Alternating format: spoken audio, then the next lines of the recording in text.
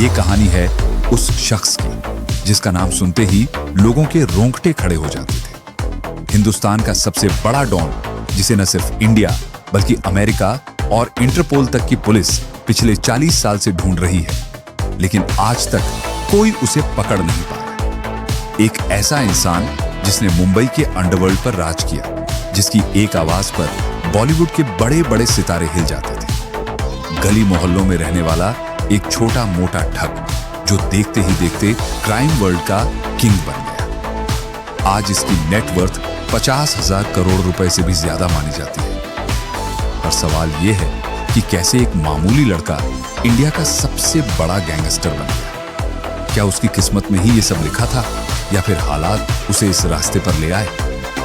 आज भी जब किसी डॉन की बात होती है तो बस एक ही नाम दिमाग में आता है, दाऊद इब्राहिम।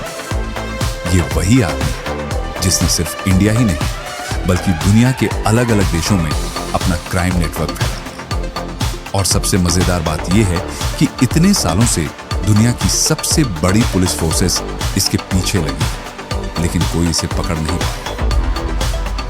आखिर कौन से ऐसे राज हैं जो इसे बचाते आ रहे हैं? क्यों इसका नाम आज भी अंडरवर्ल्ड में दबदबे के साथ लिया जाता है?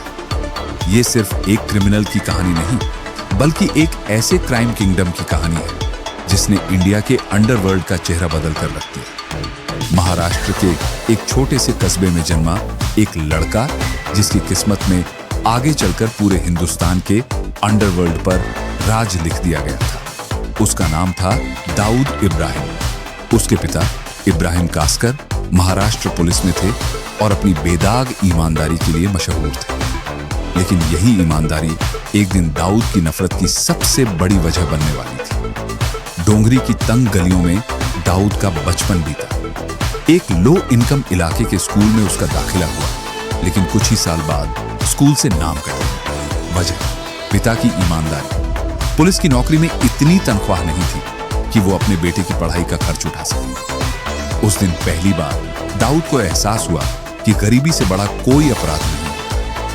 उसने उसी दिन ठान लिया कि अब न तो गरीबी को अपनाएगा और न ही ईमानदारी को। लेकिन एक और चीज थी जिससे उसे हमेशा चिढ़ थी, अथॉरिटी। घर में उसके पिता एक पावरफुल फिगर थे जिनका हुक्म पूरे परिवार पर चलता था। बाहर स्कूल में टीचर्स की डांट फटकार उसे झेलनी पड़ती थी, लेकिन दाऊद वो लड़का था जिसे किसी के कंट्रोल में रहना पसंद नहीं था। उसकी ये बगावती फितरत ही आगे चलकर उसे क्राइम की दुनिया में धकेलने वाली थी। जब स्कूल छूटा तो डोंगरी की गलियों में आवारा घूमने वाले लड़कों और दाऊद के बीच का फासला खत्म हो गया। एक तरफ उसके ईमानदार पिता थे जो अपनी सैलरी से ठीक से घर भी नहीं चला पा रहे थे, और दूसरी तरफ उसका बड़ा भाई साबिर जो डोंगरी के गैंग्स के साथ जुड़ा हुआ था और गलत तरीकों से सही लेकिन घर में पैसे ला रहा था। दाऊद के सामने दो रास्ते थे, एक जो उसके पिता की ईमानदारी और संघर्ष का था, और दूसरा जो उसके भाई के पैसे और पावर का। और उसने बिना किसी झिझक के दूसरा रास्ता चुन लिया। यही वो मोड़ था जहां से एक छोटा सा लड़का आगे चलकर भारत का सबसे बड़ा गैंगस्टर बनने वाला था। अपने बड़े भाई साबिर की तरह डोंगरी के दलदल में उतर चुका था, और ये वो दलदल था जहां से आज तक कोई वापस नहीं आया। शुरुआत छोटी मोटी वारदातों से हुई, पॉकेट मारना, राह चलते लोगों से छीना झपट्टी, दुकानों में गुंडागर्दी करना।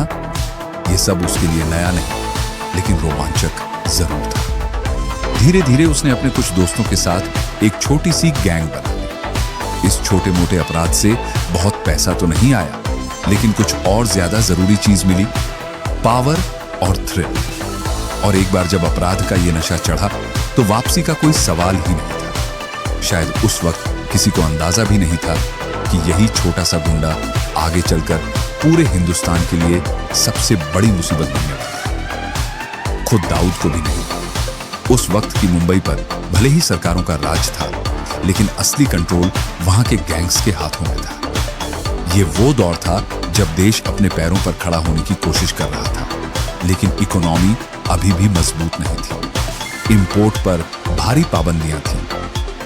टेक्सटाइल, घड़ियां, इलेक्ट्रॉनिक्स और सबसे ज्यादा सोना। अमीरों को बाहर की महंगी चीजों का शौक तो था, लेकिन सरकार की पॉलिसी के चलते ये सामान आसानी से मिल नहीं सकता था। जहां जरूरत होती है वहां एक अवैध रास्ता खुद ब खुद बन जाता है। मुंबई एक बड़ा पोर्ट सिटी थी। हर दिन यहाँ सैकड़ों जहाज आते जाते थे और कुछ चालाक दिमागों ने इस मौके को पकड़ लिया। विदेशों से इल्लीगल सामान लाया जाने लगा। चोरी छिपे जहाजों से माल ऑफलोड होता और फिर उसे ब्लैक मार्केट में बेचा जाता। ये स्मगलिंग का खेल इतना बड़ा था कि इसमें न जाने कितनी छोटी बड़ी मछलियां आराम से तैर रही थी और जल्द ही इस ब्लैक मार्केट का सबसे बड़ा खिलाड़ी बनने के लिए एक नाम तैयार हो रहा था, दाऊद इब्राहिम। उस वक्त मुंबई में कई डॉन थे। हर किसी का अपना इलाका, अपनी हुकूमत और अपना तरीका था, लेकिन 3 नाम सबसे ऊपर थे, हाजी मस्तान, करीम लाला और वर्धराजन मुदलियार।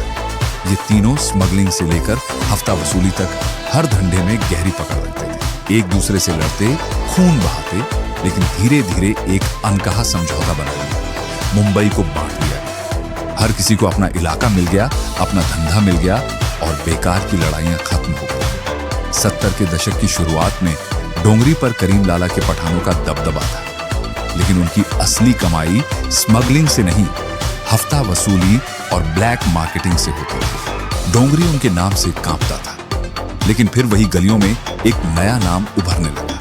एक दुबला पतला मगर जिद्दी लड़का जो अपनी अलग दुनिया बसाना चाहता था, दाऊद। उसका बढ़ता कद देख करीम लाला को गुस्सा आया। उसने अपने पठानों को इशारा किया और अगले ही दिन दाऊद के 2 खास लड़कों अबूबकर और एजाज को बीच सड़क पर बुरी तरह पीटा गया। ये सीधा दाऊद की ईगो पर वार था। अगर मैं झुका तो पूरी मुंबई मुझे कमजोर समझेगी। दाऊद के दिमाग में सिर्फ एक ही चीज थी, बदला।